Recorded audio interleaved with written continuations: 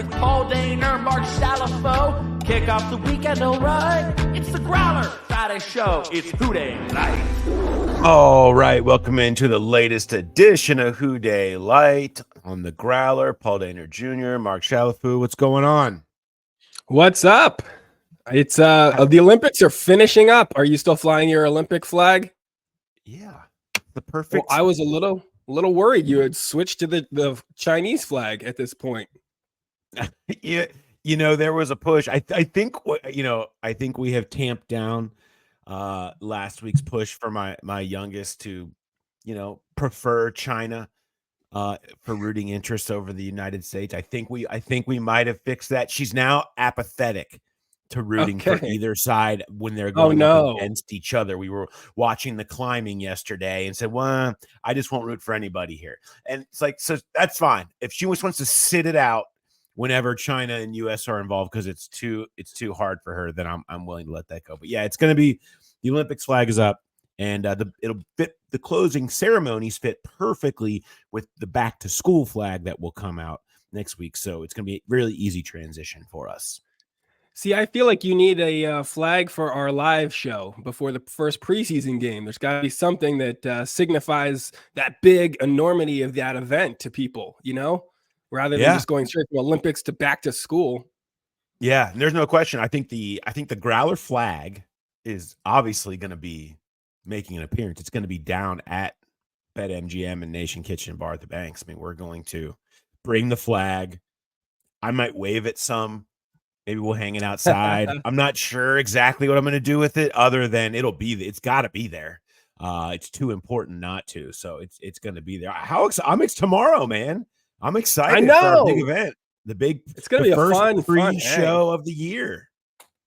I had I was doing that show in town earlier this week, and we had one Growl pal came out to the Cafe Alma, and he said he's going to be down there this Saturday. He's going to be partying with us, enjoying those $3 Cincy lights, enjoying our show that's kicking off at 3 p.m. I feel like I forgot to mention the time last week, but you've done a good job subsequently of informing people what time to be down there, because it is a little bit early, but it's a good way to kick off your pregame festivities. Yeah, I mean, it's a Saturday afternoon. It's going to be beautiful. You're downtown on the Banks. If you have plans for the day, come down, eat, hang out at our party. You've got the $6 Queen City nacho trays. We're going to be giving away. Draker Patrick's going to be there, our guest. We're gonna take questions as well. We're going to be. I think we've got lots of weird zany ideas that we're throwing around. We're zany. We're going to hang out. Well, and it'll be a good time. And then you and Jay will go do your jobs. I will hang out drinking $3 Cincy lights with anybody that wants to hang out until the preseason game. And I might even jump over there and watch. I'm excited to see some real football happening, even if it's not going to be a ton of starter action. I'm still fired up to see some real football in Paycor. Yes, I am extremely fired up to have something besides practice. It's always, preseason is tough because it's always like, all right, you get excited for it, and then you remember, preseason's kind of disappointing, because then it just makes you want the regular season to get there. But it's something different, and I will take that right now over sitting out there in the sun watching practice, which is just a bunch of dudes doing drills for most of the time. Real stuff, real evaluations. We can do all of it. I'm ready for it. I feel like that's got to be exciting for you as a reporter, now that just the rhythms will change up when you've got some preseason games, some joint practices. It just kind of changes the flavors of the day. You've got the camp reports on YouTube. You guys have been doing those. Those are great to watch. I was a little confused by one of them, but I was watching you and Jay talk the other day. I think it was after fight day. Yeah. And, and here's my problem as a fan with the offseason and then training camp and all this stuff. You never know how much stock to put in all the stuff that you're seeing and reading and hearing. And so it's been a lot of like, oh, these receivers are looking good. Yoshi's looking good. What about these running backs? Chase Brown, RB1, he's looking great. Joe Burrow's looking incredible. And then I heard you guys say the defense has been winning a lot lately, and that kind of threw me off. I'm like, oh, wait, is the defense? Who's the real star of this training camp? So I can't keep putting too much stock into every single thing that trickles out. Yeah, that's the hard part is for everything is this person good or are these people bad? If someone wins, someone must lose. Don't you that you technically want everyone to win? I don't know. If I was saying who has been the winner overall, like I do think that this defense has been the winners of the camp to this point. As we get into a kind of a new segment now with these 3 games and 2 joint practices in the next 12 days. I think the practice portion, you can see a much improved defense. You can feel that. And then I think Amarius Mims is the kind of individual story of camp thus far, that he really looks like a guy and he looks like somebody who you're totally comfortable with starting, protecting Joe Burrow in an opener right now. We'll see what he looks like in preseason games. I'd expect him to get a little bit more snaps than the other starting linemen just to give him reps because that's what he needs most. But he's really looked the part. I think he's the individual story, and I think the defense have probably been the winners. That's typically always the way it is, though, in camp. Early in camp, the defense is usually ahead of the offense. That's just par for the course. But when the defense has been as, well, let's just say poor as it was last year, that the fact that they have looked improved and really, I think, drawn a lot of confidence from the leadership in the safety room from Von Bell and Geno Stone being back there has seemed to really filter down to everybody, has been one of the biggest kind of team storylines in camp. And I think it's just harder for me because, the offensive stuff, that's exciting. If I'm just kind of following along on Twitter and reading reports here and there, if someone's chopping up a play to get some social media engagement, it's going to be a sick catch or, a great run or something. It's not going to be, here's 4 straight plays of the defense sort of controlling action here. That's not going to track as much. So it makes sense that it's easier to highlight some of the offensive standouts in reps here or there. I just got to stop getting too sucked into it. But it's got to be. I was going to say, I hope everybody's been enjoying the YouTube reports. Jay and I have been liking doing them. It seems like lots of you guys have been liking listening to them, and we've been able to get them up onto the feed here for those of you that are, like I find, Mark, you and I, we're at a certain age where we kind of missed a little bit on, like, the YouTube generation is a little bit below us. I mean, I'm 43. I'm going to be 44. I feel like there's a cutoff line just below us of people that are like YouTube addicts because we didn't really come up as much with that in our more formative years. And so we're like, our generation are probably more podcast people. But I do appreciate how YouTube has taken over the world and will end up eating us all alive. And so I'm happy that we've seen the people that have enjoyed those just YouTube shows and flock to those, while people have still of our generation enjoyed and been listening to all the ones that we've been able to put on the feed. I think it's been fun to see. I'm glad you guys are liking all of those because it seems like so many of you guys are listening and enjoying the daily reports. And we're going to try to keep doing those as camp continues and maybe find some ways to do it in the regular season. I think we can do that. And I speak for the older people and saying I do appreciate you combining those and putting those onto the podcast feed, because there was a time when I was like, hey, I got to catch up with these camp reports and I'm just trying to watch YouTube when I'm used to listening to podcasts in my car.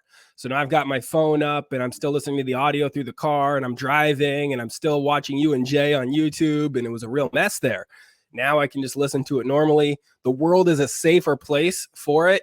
And I think you made the right call and I appreciate that. Yeah, we're here to help. We're here to help. I do have a small bone to pick with you, though, because Luke Combs was at practice last week. And here's my problem with this, right? So Ted Karras gives him some Cincy hats. He wears them on stage. That Cincy hat sold out. You got to give that guy a Growler flag. He's right there. You work that into him. Then all of a sudden, you've got Luke Combs just waving the Growler flag on stage for 2 sold out crowds. You really give them the hard sell, like, hey, we're just a small mom and pop podcast out here trying to make some money, trying to really raise and elevate these local ice cream parlors and small time sports books that are our partners. If you could just help us out here a bit, and you blew it. I did. Yes, that's fair. That's fair. I never approached Luke Combs I could have, and if I would have known, I certainly would have had a growler flag on hand, as I usually do. I walk around Did you with one, travel with one? hanging out of my back pocket, typically ready to hand out to anybody that wants one. No, missed opportunity, no question. I'm not an advanced marketer that way. Like Ted, he had his hats, he had his line of hats ready to go. He had his, It was cool he to had his see. elevator pitch. Like, good for you. Good for Ted. He's on top of these things. He's a visionary. I was just a guy with a stool and no flag. I'm not a huge Luke Combs guy necessarily, so it's not like somebody that's super on my radar. But when there is like a high profile guest like that at a practice, is there anybody in the press corps in that media group that's like trying to go over there and buddy up to him or get a picture or fanboy out or anything like that? Yeah, our great friend of the program, Kelsey Conway at the Inquirer, is a huge Luke Combs fan and went over there and introduced and said hi and whatever. And I would not be afraid to do that if it was somebody who, like, if Andre 3000 showed up at a Bengals practice, I'm going over there. Like, if it's somebody who is particularly like important or formative to me, or I really, really like, I don't know Luke Combs really well. If Taylor Swift would have come over before her concerts, like, I would have gone over and been like, man, my daughters and my wife think that you're like, an angel upon us. But I don't get it, like you just no. I'm not going there. I'm not going down that road. I'm just saying, if there was somebody who I felt like I had something I really wanted to say to, I would not be afraid to go over there. The bigger they are, though, the harder it usually is, and there's lines of access that we're not able to go to. But there's some gray area there with instances, but I would not be afraid to do that. In this case, I was not. All right, I just didn't know if that was frowned upon, if the media people start fawning over the guests, if that bothers the team or something. Like, come on, guys, be a little bit more respectful of Taylor Swift out here trying to watch the. Okay, dude, could you imagine Taylor Swift being like, "I want to go watch the Bengals practice"? I need to see what's happening with this backup defensive tackle situation. Who's going to get the reps here? I heard it's a new rotation this year without DJ Reader. Yeah. That was. Do you have a story of the week? Here's my other big concern, and it's another bone I've got to pick with you. I saw something on ESPN. I think it was Chris Broussard. He said the Bengals aren't going to make the playoffs because the vibes weren't good at camp.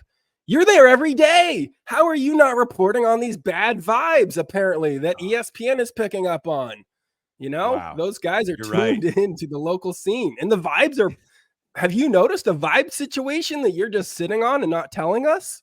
You know what? We really should have a new part of our post-practice reports. We should have a play, a takeaway, a thing they say, and a vibes update.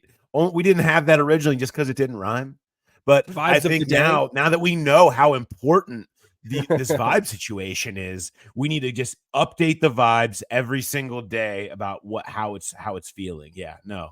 Had not noticed that there was a vibe issue. I'm glad that Bristol was able to chime in with what the vibes are down at practice, though, for me. I appreciate that. I think they can afford that technology that just can pick up the vibe meter from hundreds of miles away. And so I guess that's the technology they're taking advantage of. I thought vibes must have been great. I was down there at camp. Vibe seemed great to me for the novice vibe reader here. I saw Joe Burrow making plays. That's enough that I need out of the vibes, a healthy Joe Burrow.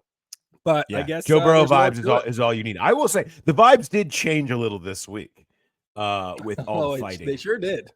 They sure did. I mean, it went from kumbaya to I'm taking your head off. Like, it was the offense and the defense are very much over it, getting after each other at this point. I mean, it continued a little bit, actually.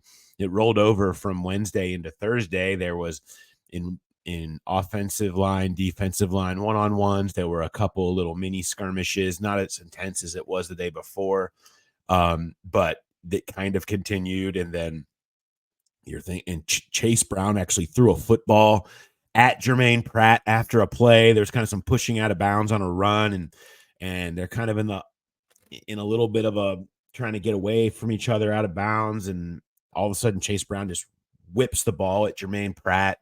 And so there's definitely still a little tension between the offense and the defense right now, but it all changes as there's just so much going on against other teams from this point forward that I think that will start to go away and the vibes will be back. But I'll make sure to text Chris Broussard. You're checking in on that. Yeah, to let them know that the vibes are where they're currently standing. Let them know. That's huge. My story this week is I am just kind of obsessed at the price of preseason tickets. Because I guess there's just so many people with season tickets that just have no interest in going to the preseason game. But I was on StubHub earlier this week, and you could get tickets for $2 a piece. Like, you're in the building for $2. The NFL. Now, as it's gotten a little closer, they appear to have gone up a little bit. They're all the way up to $12. $12? $12 for a ticket to get into this Saturday's game. And so, if you're looking to go, if you want to go, you're like, look, I mostly just want to go to this awesome live show from 3 to 4 at BetMGM in the Nation Kitchen and Bar and go hang out with the boys. I get that. But then you're like, you know what? For just $12, I can also go to the game. So maybe I'll go ahead and do that. Maybe that's the move that I'll make. I just find that remarkable. It's just I love that. That's the cost of the preseason product, though. And Burrow's going to play.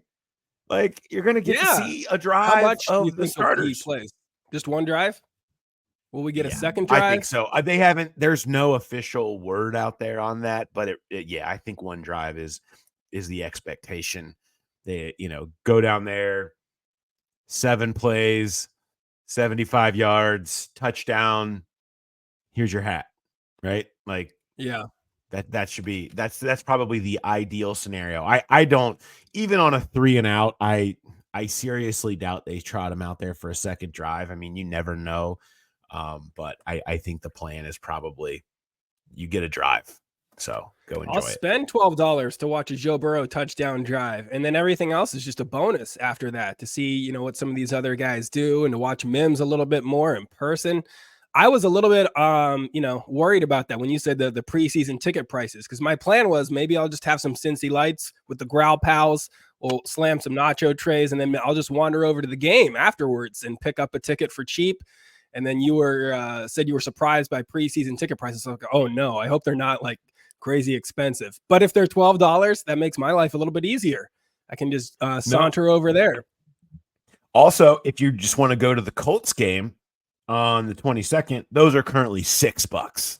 If you want to try to get into the Colts game. $6. And we're doing a pre-show before that one too. We'll be down there before the Colts game doing the same act on that Thursday. So you can come down and do the thing, and just $6 to get in. I mean, $12, you can get a ticket to the game and 2 Cincy Lights. Like, that's crazy. Yeah, that's an afternoon right there. Like, you can't beat that, really. Like, even the cheap Reds tickets these days are more than that. There was a time where you could go to a baseball game for $5, but to go to an NFL, even if it is a preseason game, I think the vibes too might be a little bit different in the stadium. You're not going to see probably as many fist fights as you would at a normal NFL game. No. So if you've got kids, it can be a good time to be like, hey, let's see what going to a Bengals game is like. And then if they're menaces, it's like, well, you're only out, $24 or something like that if you have to leave early. It makes it a little bit more appealing to different fans. It is the stump speech that I give every year at this time. If you have kids, if you have a family, and you like watching the games and you want them to know what a game feels like in person, take them to a preseason game. There's no intensity. It's cheap. You can leave whenever you want. You don't have to worry. The crowds aren't going to be as bad, or as far as getting all of it is so much better to take kids. You can see more of the players. They'll be out there on the side without their helmets on, hanging out. Like, all of that stuff is way better if you want to take kids. Highly recommend to do it. And I also recommend to not take your kids to a regular season game. Yeah, those vibes are a little bit different in the stands. The vibes are different. And you can ask Chris Broussard about that, but I'm pretty sure the vibes are going to be way different for you at a regular season game than they are at a preseason game. Highly, highly recommend. All right. I got an idea for us. Yeah. We should talk to our buddy and yours, Eric Stanio, What's going on? How we doing? What's going on, guys? Good to see you. Welcome back. Are you coming to the show? I'm going to do everything. Well, you know what? Son's birthday party, pool party, last of the summer. It's going to be tough. Oh, yeah, man. have it at the show. Yeah, you're just supposed to lie and be like, "Yeah, I'm going to be there." Of course. Well, $3 beers, maybe, you know, that's not a bad plan for bringing the old birthday party down there. I don't know. We'll see. But yeah, It's maybe okay. not this time. Well, it's good to have you back here. For those that somehow, I don't know how it's possible that you wouldn't know by now. Eric has the #1 real estate YouTube channel in Cincinnati, which competes with us on a daily basis. We're coming for you at Team Stanyo, SZTANYO. Everything you possibly need to know about buying, selling, everything that goes on in the Cincinnati market is right there. So make sure you are getting the notifications and subscribe to him if you have any interest or know anybody who has interest in buying or selling a house. What do you have for me today? Yes. Question. It's good to see you, by the way, the other day at camp. It was awesome. Yeah, stopped by on the way to closing a house. Like, you know what? I'm going to be closing a house. You showed up with a hat for Jamar. Well, this is Mark. You were talking before about I didn't have the foresight to bring the flag. He showed up seeing an opportunity to promote Team Stanyo if he could get Jamar wearing the hat. This is what kind of foresight that I don't have. Yeah, that's right. I mean, we're still on hat watch. Know, Jamar, if you're listening to this, I'm sure you are. You know, have your people call my people. We'll hook you up with Team Stanyo hats for life. This is not just a single hat. As long as you're on hat watch, we got you covered over here at Team Stanyo. So, well, just, let me know. But that's my question for you, Paul, is around Jamar. You know, it's good to see Jamar in hats. I like seeing your Twitter feed that says Jamar's, hat watch day, whatever it is, 12, 13, 14, 15. And I know that Joe and Jamar have historically amazing chemistry. We all know that, the back shoulders, the LSU days. But you know what also is really good for chemistry? Practicing together, practicing and reps, and got to get those reps in. So I would love to see them practice together. Is that going to happen? When is that going to happen? When are we going to see Jamar suit up? That's a great question. I don't think we're close to it. I would think that probably gets closer as we talk about after the preseason. It feels like it's something that could go on. I mean, when Burrow the other day is saying, I need one practice, some independent work, and we're good. It kind of suggests that this is going to continue to go on. And that kind of feels like that's where it's at there, and you watch Charlie Jones go out there and get hurt. And I think it serves as a reminder as why you're not practicing and why you would be making that choice if you're in a negotiation with a team, which is something that we've seen before. So I think the week, once we hit Labor Day and that first week of the season is kind of a point where it's like, that's a week of practice. You get a week of practice in. Yeah. I think you feel good about where they're at. And that's maybe where this ends. But I don't feel like it's close to happening soon. Things change very quickly sometimes. But for now, it doesn't feel like something that's imminent. I get it. I don't blame them. I just want them to be firing on all cylinders come week one, especially come week two. Sure, no question. That's just the fan speaking. Yeah. I have a question for you. Yeah. I have seen this thing, the National Association of Realtors is like all in the news. And so I have to ask my realtor guy that knows things, what's going on? Why are you guys in the news? And why are you saying that things are going to change dramatically? I don't know what's happening. Yeah, there are some big changes. There's a national law that's impacting everything, and realtors are freaking out. At the end of the day, there's this settlement that happened, and they're trying to bring more transparency, specifically around commissions, making sure everyone knows that they're negotiable to both buyers and sellers. So what that means practically, I'll just keep this very simple here. For sellers, the big change in the law is they can no longer advertise on the MLS what they're going to pay in commission to a buyer's agent. So you can kind of do that other places, but you can't do it on the MLS. So that's a big thing. Sellers need to kind of talk to an agent about that. And for buyers, the big change is you actually have to sign an agreement now, a written agreement before you can even go tour a home. So you have to sign an agreement with an agent that spells out the roles of the agent, that spells out the roles for you, the buyer, and that spells out compensation for that agent. So if you see a home on Zillow and you want to go see it, you can't actually go do that now. Now this is going into effect August 17th. So it's coming soon, but just, at the end of the day, not a whole lot's going to change. Commissions have always been negotiable, but I would say now more than ever, it's really important that you're working with a realtor that you know, that you trust, that you like, and that is a huge Bengals fan. So, there you go. There's never been a better time to join the Stanyo Clanyo, basically, is what you're saying. So remember, if you're if you feel like you need to know more and you need a realtor on your side, info@teamstanyo.com or go to www.teamstanyo.com to connect with our guy. Yeah. And maybe he'll have more answers about when Jamar's being back. So you guys can talk about that. And maybe he'll be wearing a nervousness. Yeah, absolutely. All right. Thanks, buddy. Talk to you later. See you. Have a good one. All right. Daniel got the first cue in. I love it. We do have some other questions here from our Growl pals. You can always send your questions into the Growler Podcast at gmail.com. Are you ready to dive into a few more here? I am ready to dive in. Let's go. What do we got? All right. The first, this is from Scott. He wants to inform you of a holiday he's not sure you're aware of or have a flag for. National Bald is Beautiful Day on September 13th. Do you have a Baldman flag yet? No. You got to celebrate baldness on that flag. Yeah. I don't know. I honestly probably should have been more aware of this holiday. I didn't even, if I'd have known. Well, there's time. Well, the good news is there's time. I can try to get a bald silhouette maybe made. And what's important is what does a bald flag look like? Yeah, I mean, just put your face on a flag and just National Bald is Beautiful Day, whatever it is. What's important is Scott is saving you here from a humiliating L that you would have had to take if you had forgotten this important holiday to your people, your culture. But his question is, how many rookies are starting on opening day? How many rookies do you see in that starting lineup, Paul?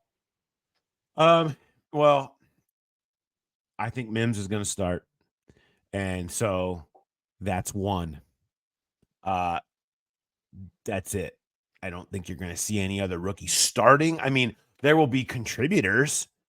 I think Jermaine Burton will play. Chris Jenkins will play.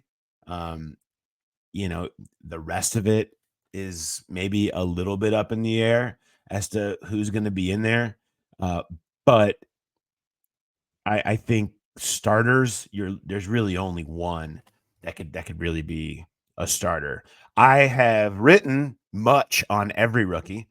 I actually have that story up on The Athletic right now. I did a full rookie report. It's kind of I've been compiling stuff on each of their 10 draft picks over the first 12 practices and talking to coaches and different players about who they've been impressed with and maybe what people are working on that are a little bit further behind, and kind of giving a little bit of a 12-day grade before we head into the game period where so much will change. It's kind of, I call it sort of the first impression grade, because they'll really be more developing their reputation and carving out a potential role with what they do in the joint practices in the game. But the first impressions have been made on how they're kind of viewed. And so you can kind of get a feel for that. It changes, but so I kind of take a deeper dive there if you want to go read more about all of that. But from a starter's perspective, I barring a bunch of injuries, it's hard to see anybody other than Mims in a starting role. I did enjoy that story. It was a good story. Highly recommend everybody go check that out on The Athletic. What I do like about the Mims thing, though, it is encouraging that, we think he can win that battle, and he has looked good because, I look at last year's first round draft pick, Miles Murphy. There was a lot of talk about him being a project because he had great size, great athleticism, but it would take him a little bit of time to round into form. Mims obviously drafted much higher, but there were still some of that of like, he's only started 8 games. He's got all this athleticism and size. And so I had some worries there that maybe he's going to be a little bit more of a project. It would take him a little bit more time to get going. And all right, well, they got Trent Brown to give him some runway here to kind of learn it. So the fact that he does seem to be playing pretty well through the start of camp, that's encouraging, to see him possibly out there. Absolutely. Our next question, things can change in the games, though. I mean, that's just it. I mean, things can change. If he gets out there and it just looks awful, it can change, but from where they're at today, things are good. Our next question is from Anthony. He's a huge fan of the program. He calls you his guiding light throughout his years as a Bengals fan. Oh, boy. He appreciates all of this stuff. He wants more insight into the running back battle and to see where they are. Everyone's mentioning Chase Brown being a dude and looking good. Does that mean he's a solidified RB1, or do you see him more as an early down back, Moss on the third downs? How do you kind of see that shuffling out? I don't really see a world where either Moss or Brown are considered really like RB1. Now, maybe one guy goes out there and starts technically, but from a snap count perspective, I think you're looking at a 50-50 deal for these guys. I think they have different things they can do, and they're a little bit more multiple in terms of their running game this year, where they have different schemes they can lean into for different backs if they want to. Whether they feel like, okay, Chase Brown might be a little bit better for running wide zone stuff, and they can have him in there and they could lean in on that a little bit more, or Zach Moss is a little bit better in the gap, the shotgun straight downhill behind the center runs, and they can lean into that a little bit more. I think each guy can do everything, but there's advantages to having one guy out there over the other for certain types of plays that maybe they want to do. Either way, I just think they think that both of these guys are really good and want them to split. That's just the nature of it. So if you're looking for somebody to be the guy, a workhorse like Mixon has been, I don't think that's in the plans. I don't think they like that setup. I think they'd prefer to have different backs that they can go to help them get them through the season. And I think that's the way it's going to start and be is kind of in the 50-50 range to begin. I feel like that's where most of the league is, though, too. Like, I think it's way more rare to have the Mixon, just dominating all the touches like we've seen lately. And so to have two guys that are both exciting and bring different elements and that you can trust out there, that's going to be fun to watch. And I know Chase Brown's getting the hype. He's, the guy that flashed late last season, and he's looking good in camp. But I'm excited to see what Zach Moss does in this offense, too, because he did feel like a perfect fit for what they were looking for this offseason. So I do feel like, the committee thing is going to be – I don't think that really takes away from either guy if it is a committee situation. You're going to see both of those guys making big plays at different times. I think it's ideal. I think every team, you see that around the league because it works. And it's good for everybody because these guys get hurt. And you need to have somebody who's been in there that you can just lean into a little more one week and then the other week, maybe the other. It's just – there's always an advantage to having both those guys out there, and I suspect that to be where they're going with it. This next question is from Brian. He wants to talk slot receivers. Who do you see getting the most receptions in the slot this year if you're choosing between Yoshi, Burton, or Trent Irwin / Field? If you had to, let's run, pass, or boot that, where would you go for most slot receptions? Okay. Well, Irwin / Field looks good here because that would include anybody that gets moved in there, including Jamar. You're going to see, I think you're going to see Jamar run a lot of plays out of the slot at times where they can push him in there. Charlie Jones, we don't know the extent of his injury as far as if he's going to miss the whole year or not, or when he might be back. He went down at practice this week. So, when we know more about him potentially come back, he could be a guy in that mix. Trenton, yes, could also be. So I think that would probably be where I would run with, because I do think you're going to see a lot of different guys in there. I would boot Burton.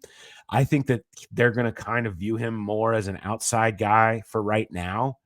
And they've seen some success with Andre Iosivas working inside right now. And I think that he'll be a guy they're not afraid to put in there, and maybe you'll see a little bit more of him. But I think there's going to be a lot of different players in there. I mean, I don't know. Are we including the tight ends in there? Because Gesicki, Hudson, those guys are going to spend a lot of time in the slot too, where they can be out there with two tight ends, Sample and Gesicki both out there, and Gesicki's lined up in the slot. You're going to see a lot of that. I just think, whereas in the past it was like Tyler Boyd's the slot receiver, I just think you're going to see a lot of different guys in there. And so the field is a great way to go this year from where they want things ideally to be.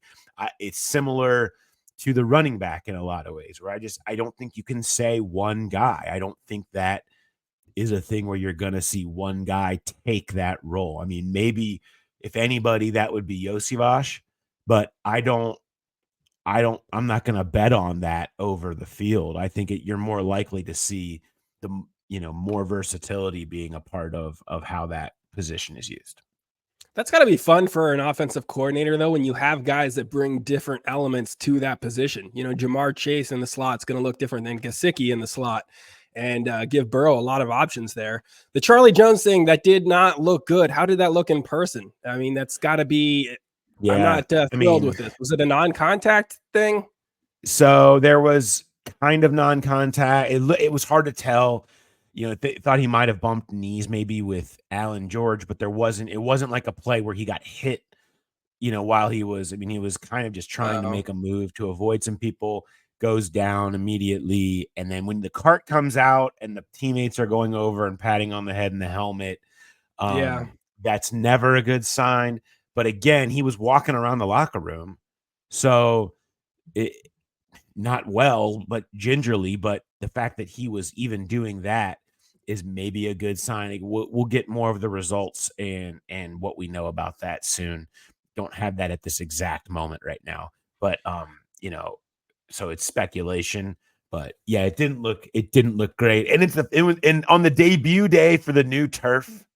Yeah, you just don't want the first day on the turf to be the day where you see a dude go down with a knee injury. By all accounts, the turf, this is the better version, the one that the PA says, if you're going to have turf, this is what it's going to be. Of course, there's a lot of people pushing for grass fields.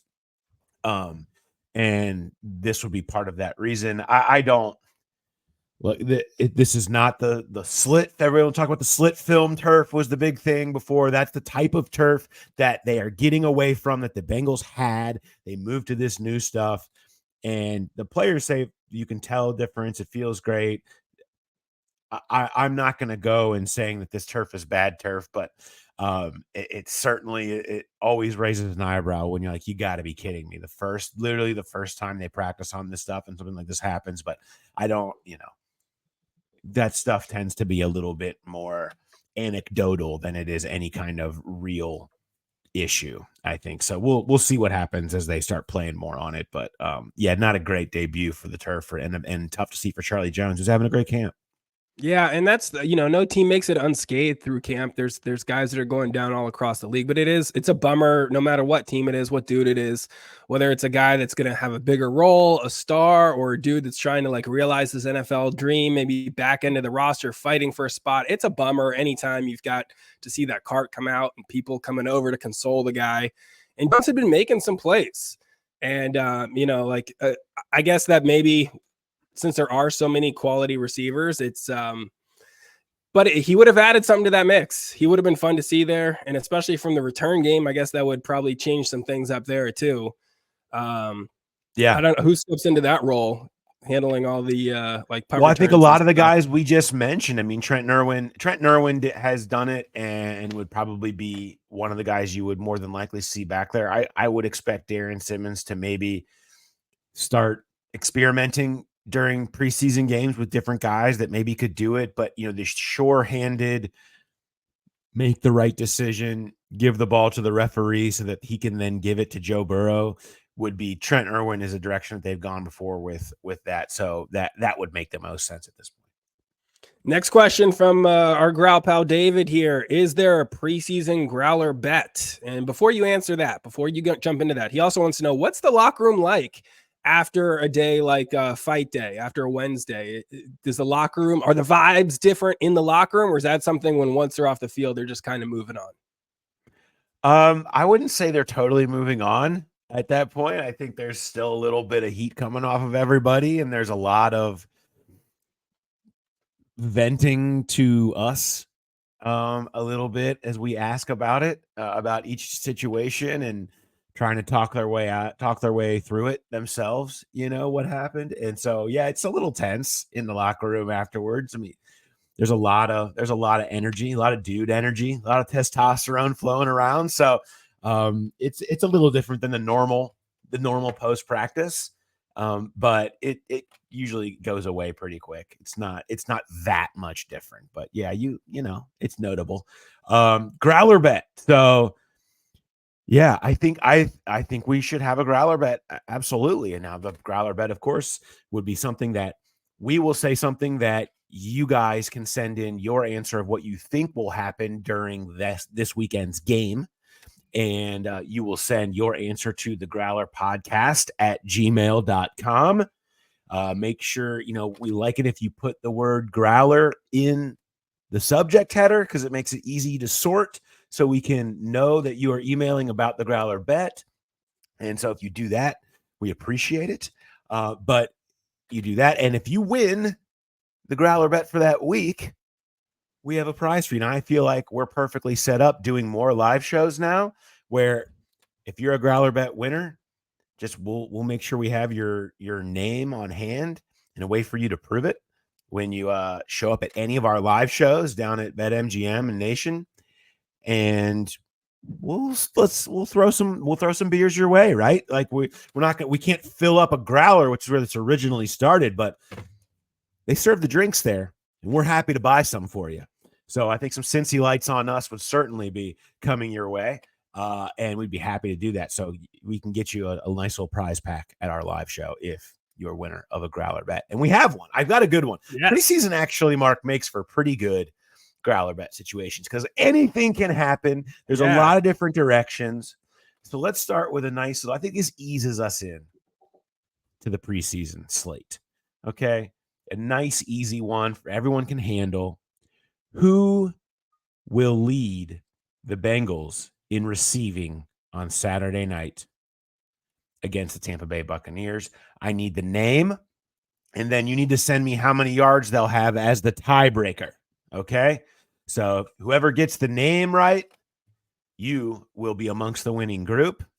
And then amongst that group, I will go to the yards that you put in as the tiebreaker. So that's all you need to send me, the name, tiebreaker. You can also drop this to us on Twitter. Use hashtag Bengals Growler Bet. Hashtag Bengals Growler Bet if you want to send it in on Twitter with the name of the receiver and the number of receiving yards.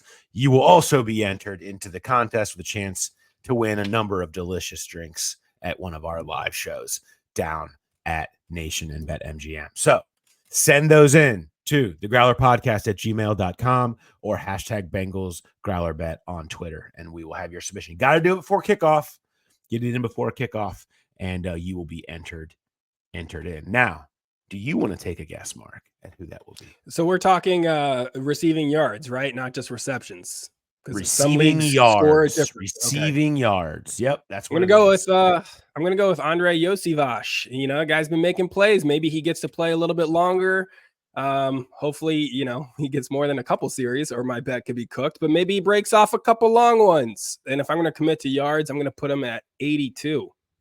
Okay. I'm feeling a lot of different receiving options out there. That's the thing. You know, some of these bottom of the room guys too are really good receivers.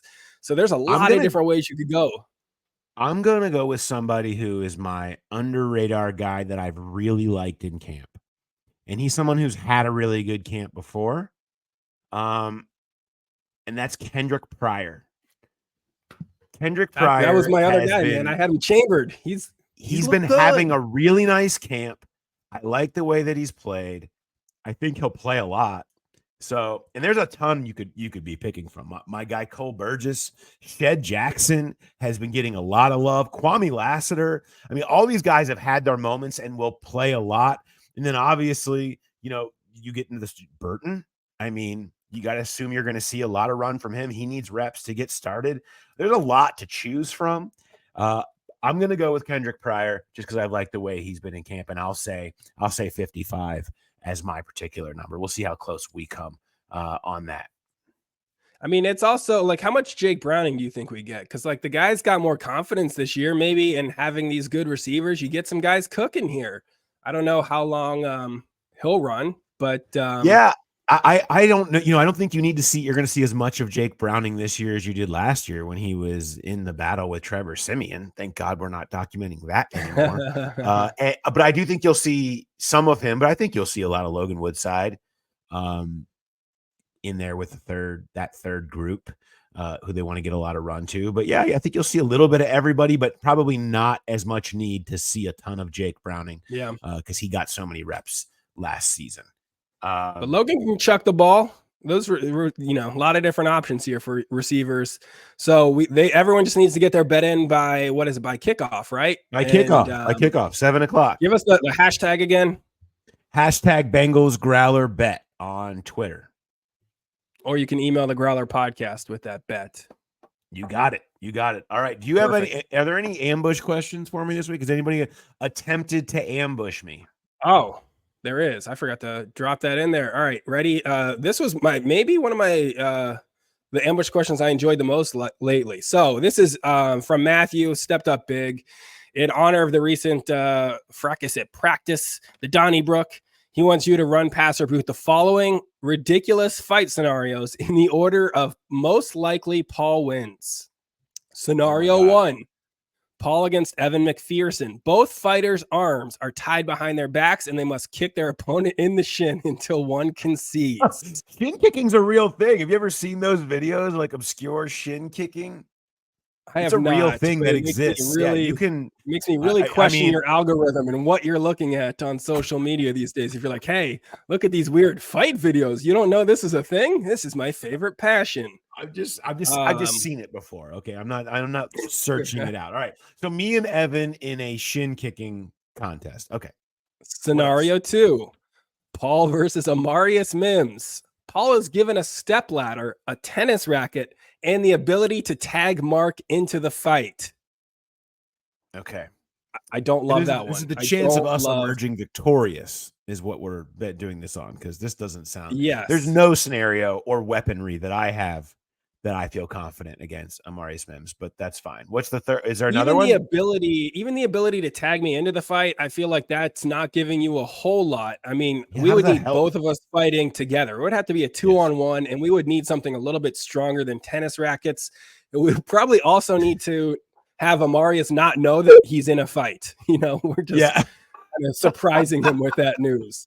That's the only way we could stand a chance of getting him if we just snuck up on him. Scenario 3 is Paul versus. He just thinks he's going to get a sandwich and we just attack him, right? That's our only shot. Yeah. Okay. So what's the third one? The third one, Paul versus Jermaine Pratt. Paul starts on the 50-yard line. Jermaine starts behind him on the goal line. Paul needs to make it 50 yards to the opposite end zone without Jermaine catching him from behind. If Paul makes it, he's free. If Jermaine catches him, he has to fight Jermaine. Coach Lou is the ref. Well, which of these fight scenarios do you like best for you to win? Oh, God. It's got to be the third, right? You fleeing like I'm not a fighter. I'm a pacifist. I don't fight. So I don't see any world that I would ever participate. I would just politely bow out of all of these and not participate. Now, that said, boy, I don't know if I can beat Jermaine Pratt 50 yards. The only chance I have to win is something that doesn't involve me having to fight. And so maybe there's a chance that I can run 50 yards faster than Jermaine Pratt can run 100. Maybe. So that's probably my best shot is just, if I get caught, it's obviously. Why does it matter if Coach Lou's the ref? Like, I'm not winning.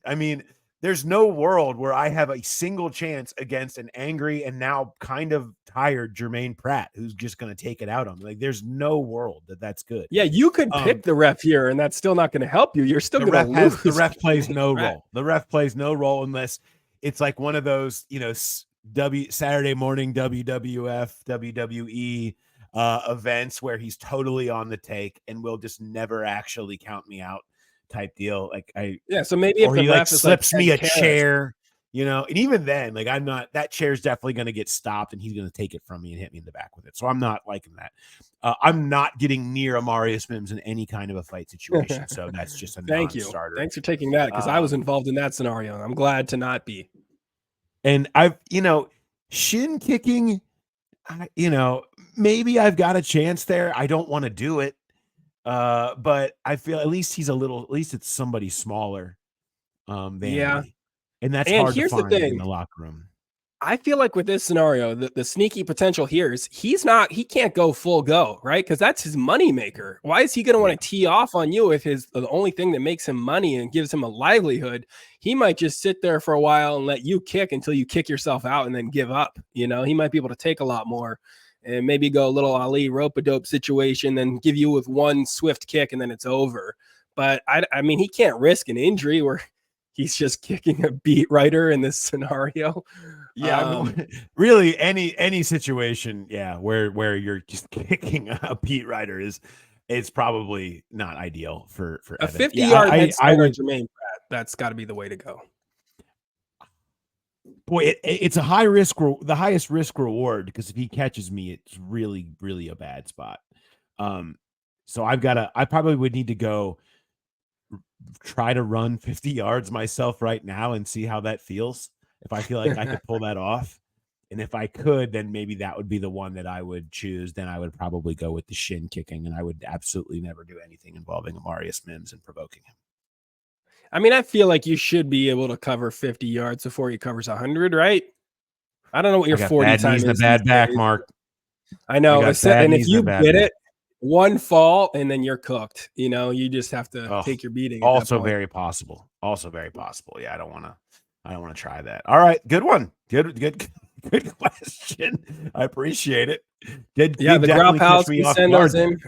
I like that. It was a good ambush question. You can send your ambush question or your regular questions to the Growler Podcast at gmail.com, and we can hit Paul with those. We always appreciate the Growl Pals. I mentioned the one that we had come out to a show that on Saturday or on Tuesday. Steven, he said he's coming out to the live show, so we hope to see a lot of Growl Pals on Saturday. If any Growl Pals don't live locally and you want to see me out on the road when I'm doing stand-up comedy, just shoot me an email. We'll get you on the pass list. That is the Growl Pal pledge for you. And let's see. Later. Where are you at?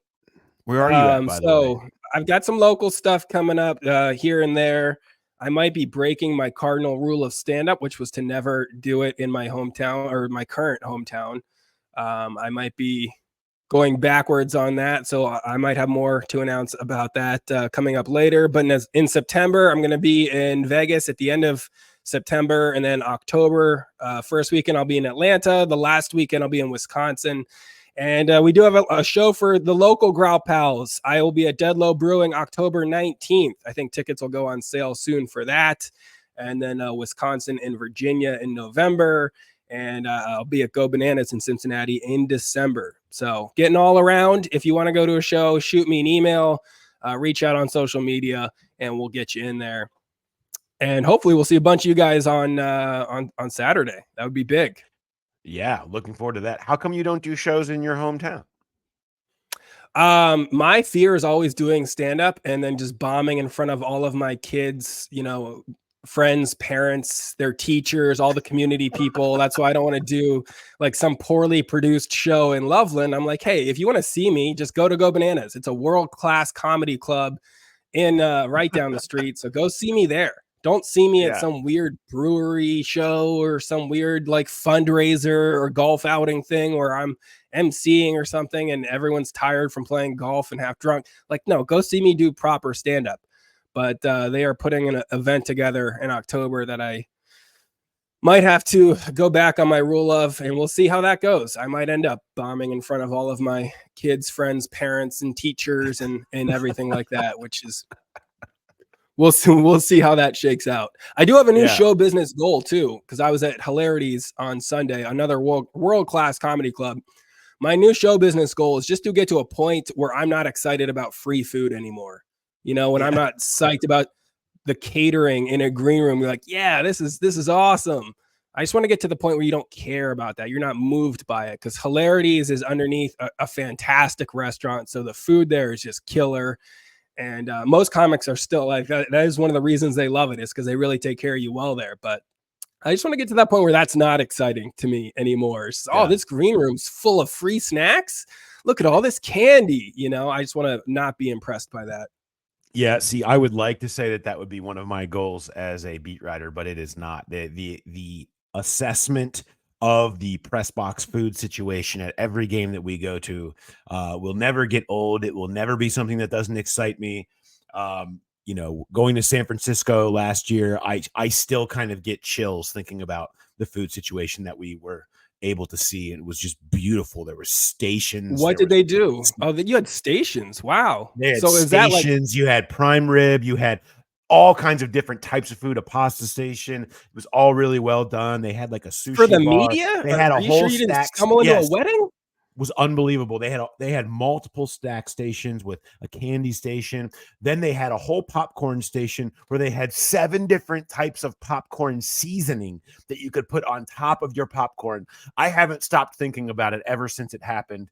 But that's the type of stuff that really gets me going when I start thinking about the season. And that's just not going to go away. And nobody wants to hear about that. So I don't really like talking about it too much, but you talking about that there got me excited, realizing, you know what, the season is upon us.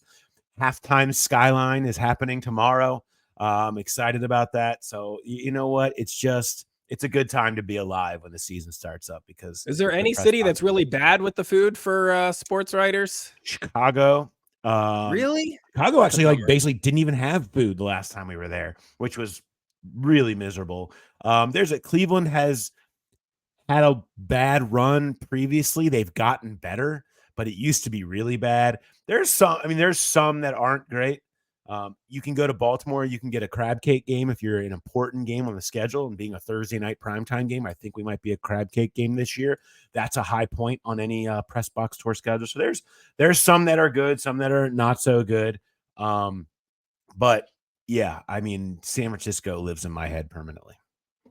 As we round out our show here, I did want to, this is my dad life thing I was thinking about this week. I don't think people should buy passes to the Cincinnati Zoo.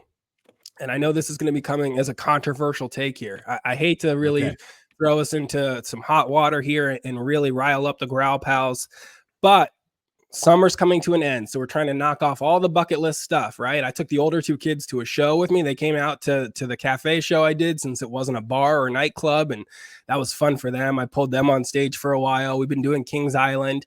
We had to hit the zoo, and so we did that. And we are very, we're lucky. My mother-in-law, she gives them zoo passes, the family zoo passes, as the Christmas gift every year. And so we went just a week ago. And as we tried to get into the zoo, they told us our zoo pass was expired. I was like, how is this possible? Like, we just got this, 8 months ago. And so we had to go through the whole thing with the ticketing window and stuff. And apparently it just had never been activated. We had never gone through the process. So I don't know how we had been getting into the zoo the other 5 or 6 times we've gone between Christmas and now. But apparently you don't even need a pass to get into the zoo most days. I took the toddler one day, and I gave him my physical pass at the door, and they scanned it. No problem. I went in, and we tried to ride the carousel, and the guys told me, he's like, yeah, this isn't a pass to the zoo. And I looked at it. It was a pass to the Cincinnati Nature Center. I had just seen an animal on a pass, and I was like, oh, this is it. And I had to text my wife, and she's like, yeah, the passes are on our phones. They're not even a physical thing anymore. I was like, well, how did I get into this place? I just just showed them anything with an animal on it, and they were like, go ahead, come on into this zoo. Yeah, so if you have anything that has maybe just a card with a picture that your kid draws of a giraffe, that might get you in. That might be good enough. Yeah. Or maybe they just look at me and they're like, yeah, we'll let this guy get in for free because we can tell he's going to spend some money. These kids, he's showing up at the zoo at 11:30 and they're not bringing food with them. Yeah, we can go ahead and take the L on admission because he's about to buy a very expensive pizza for his children. Yeah. I love the zoo, and we've always had our passes. It's one of our favorite things to do is to go there. Specifically, if you have the passes, you go in early.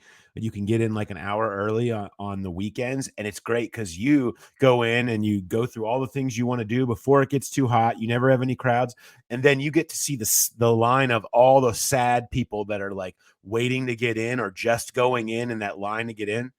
As you walk out with like smiles on your kids' faces, and you're just like, oh, look at all them. They're just going into this madness and they're not happy about this line. And we've already done it. We're all happy. Look at us go. And you just feel really good about yourself. And that's really what it's about. And so that's why my biggest reason that I love the passes is just to watch the sad people in line who bought tickets on a day while we live our high and mighty ivory tower life with a pass or without one, apparently.